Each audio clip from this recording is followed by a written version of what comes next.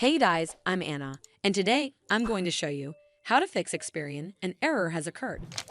So first of all, you need to make sure you're connected to a strong internet connection. Open up Safari browser on your mobile device and then search for speed test right over here.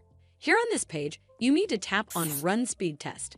The minimum speed required for Experian mobile app is usually 2 to 3 Mbps. So if it's anywhere near or above this number, that's fast enough. If your internet speed appears to be unreasonably low, then you may need to contact your internet service provider for help.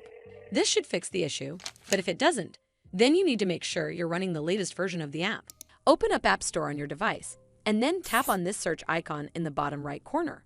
Then search for the Experian mobile app, and if you see this update button right next to the app name, simply tap on it to make sure you're running the latest version of the app.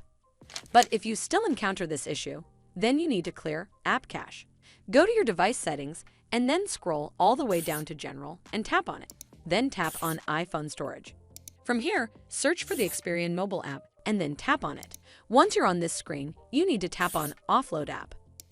Tap again to confirm. It'll take a bit for processing, and then a Reinstall button will show up. Simply tap on it to reinstall the app. This should fix the issue, but if it doesn't, then you need to completely reinstall the app.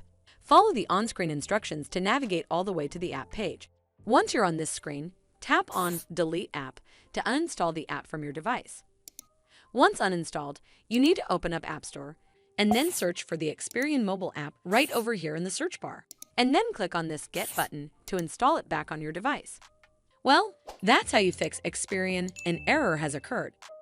I hope you found this video helpful, and if you did, make sure you give it a thumbs up to see more videos like this, and don't forget to hit that subscribe button.